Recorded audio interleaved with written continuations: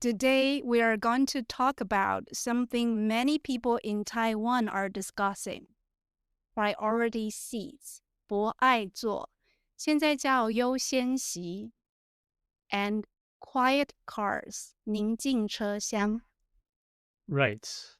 These are good ideas, but somehow they often lead to arguments, even fights. Let's start with the priority seats. Recently, there was a story about a young man who refused to give up his seat to an old lady. They even started fighting. Yes, that was crazy. I think the real problem is hidden needs. Most people think priority seats are only for the elderly, pregnant women, or people with disabilities. But what about people who look fine but are not? Like someone with stomach pain, or a young person with an injured foot. Exactly. That's why some people suggest changing the name from 博爱座 to 优先席. It's for anyone who really needs it. Right. And I hear they even made small stickers. If you don't look sick but need the seat, you can wear the sticker to show it quietly. And there's also another idea. Family car.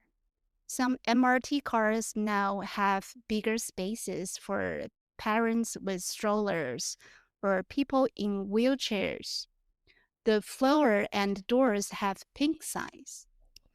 Now, let's talk about another hot topic, quiet cars on Taiwan high-speed rail.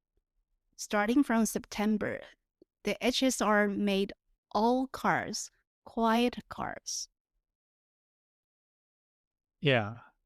Now, everyone has to wear headphones when watching videos. And if you want to talk on the phone, you have to go between the cars. If you keep being noisy, the staff can even ask you to leave the train.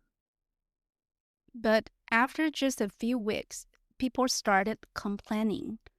One mother with 2 kids was told to take her crying baby between the cars until it calmed down. She had to leave her older child alone in the seat. That story started a big argument online. Later, the HSR said the quiet car rule is mainly for adults, like people who talk loudly or watch videos without headphones. Babies and small kids are not the target. But there's one thing I don't understand. Why was the older child left in the seat? If it was me, I would take both the baby and the child outside the car. I guess they were in a non-reserved car. You know, there are regular cars and non-reserved cars. If you are in a non-reserved car, you have to sit at your seat all the time to keep the seat. If you leave, then someone else can take the seat. I guess she would rather keep her child in the seat so they won't lose it. You can imagine how much they need the seat. A mother with a crying baby and a child.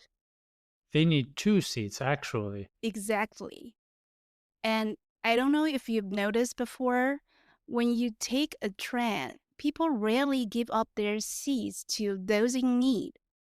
People often give their seats to parents with kids or elderly people on the MRT.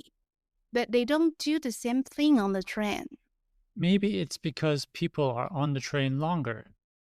Also, on the train, people usually have seat numbers on their tickets, so they feel the seat is theirs. Another difference is that on the MRT, you are more likely to get another seat a few stations later. That makes sense.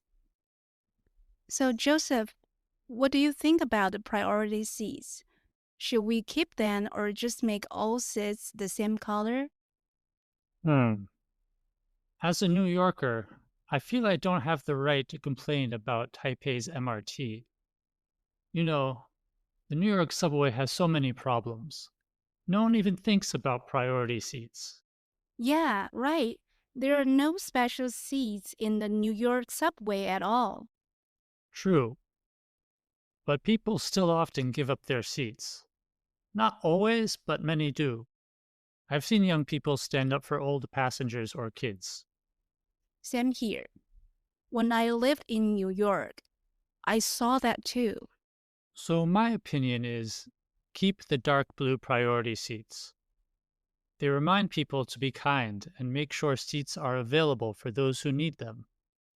If all seats look the same, it would be hard for someone with hidden needs to get a seat, like a person with strong stomach pain. Right. No one can tell just by looking. Exactly. So it's better to keep the priority seats, but teach everyone that anyone in need can sit there, not just old people or pregnant women. Oh, by the way, Erin, have you ever seen someone use those stickers? Not really. But maybe I just didn't notice. I was too busy looking at pretty girls on the MRT. Ha, I guess you are always looking for pretty girls. Yeah, but okay, seriously, I think the stickers are a good idea. They help people who are shy or whose needs are invisible. Now, about the quiet cars, I actually like them, but making every car a quiet car is too stressful for parents with babies.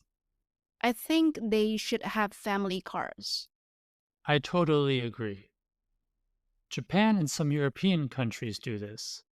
They have quiet cars, work cars, and family cars. If Taiwan did that, people could choose the environment they prefer. Exactly. We already have business class and standard class. Why not have family cars too?